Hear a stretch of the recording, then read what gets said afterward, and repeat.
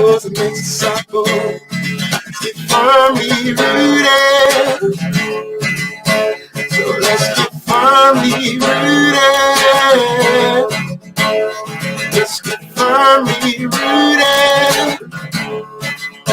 So let's get firmly rooted. I'm a disciple that makes disciples and makes disciples. I'm a disciple that makes disciples and makes disciples. I'm a disciple that makes disciples and makes disciples. Let's get firmly rooted. Firmly rooted. Let's get firmly rooted.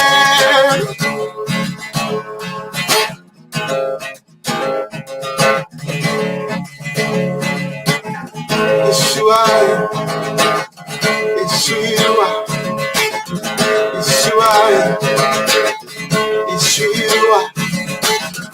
Yeshua, Yeshua.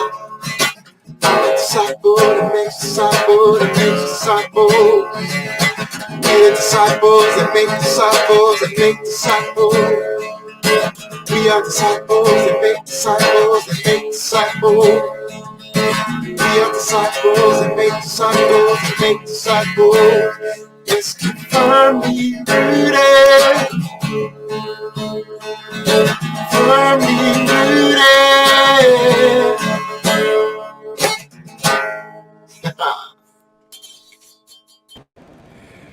Good morning, happy Tuesday morning. Pastor Tom Donnelly, Firmly Rooted Ministries. It's a warm one today.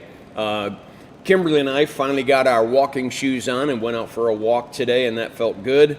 Let's see who's on board. Ben Treadwell, I think that's you. Jason Bailey, good morning. Mike Stump, good morning.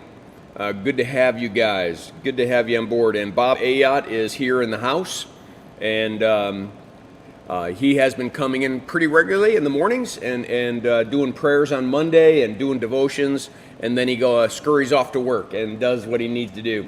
I just want to look at the first 6 verses of Psalm 25, and I'm going to read them and then maybe go through a couple points. To you, O Lord, I lift up my soul. In you I trust, O my God. Do not let me be put to shame, nor let my enemies triumph over me. No one whose hope is in you will ever be put to shame, but they will be put to shame who are treacherous without excuse. Show me your ways, O Lord. Teach me your paths. Guide me in your truth and teach me. For you are God, you are my God and Savior, and my hope is in you all day long. Remember, O Lord, your great mercy and love, for they are from of old. To you, O Lord, I lift up my soul. What does that mean? What does it mean? To you, O Lord, I lift up my soul. For David, this is a movement of surrender. I mean, one of the things, a guy who writes psalms like this, but also was a warrior and also was a king, when did he find the time to be so reflective? It must have been a part of his life where he went into his own little room, he went into his own little place, and he spent time with God. With all the pressures of being the king of Israel, all the pressures of what was going on, all the internal fights with his family. To you, Lord, O Lord, I lift up my soul. It's the statement that you're claiming that God's got a claim on me because he created my soul, that my very being belongs to him, not me. I'm his. This is why I tell people you won't know your own identity until you know the one who created your identity. We got to quit focusing on ourselves and we got to start focusing on the one who created us.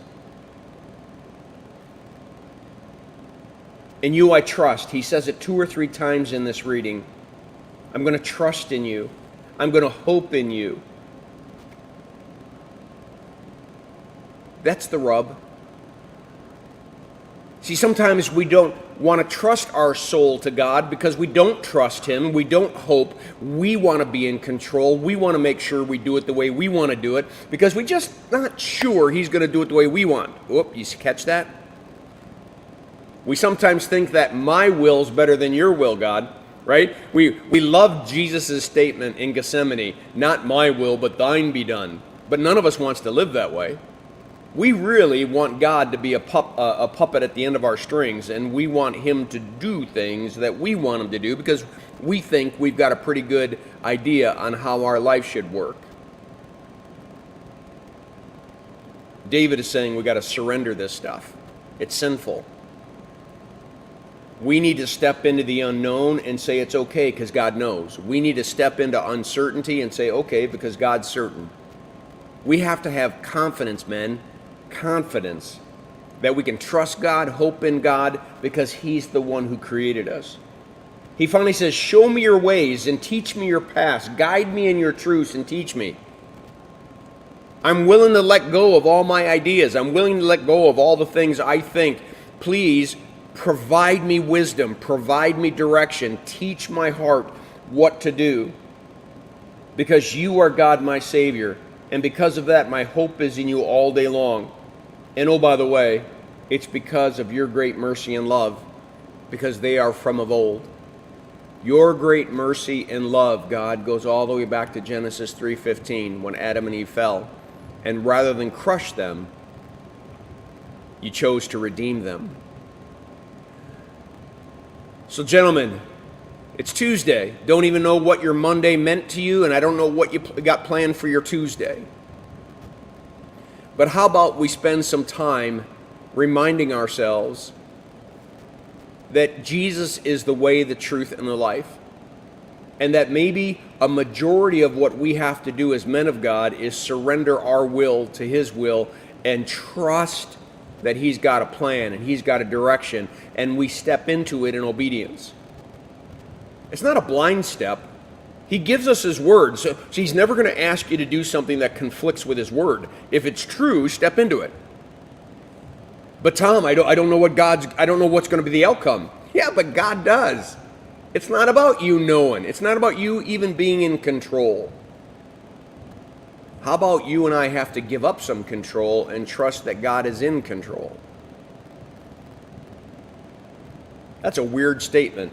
And that's a weird idea coming from a guy who was a king, who needed to be in control of everything. Or did he realize that he wasn't?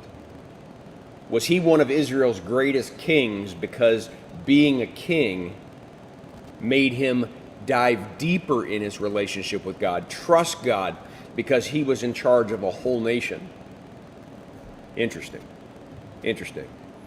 All right, gentlemen. Hey, Ken Gooch, I see that you jumped on too. I hope that this devotion was a blessing to you. Have a great day. Make it a firmly rooted day, and may someone see Jesus in us today. Peace.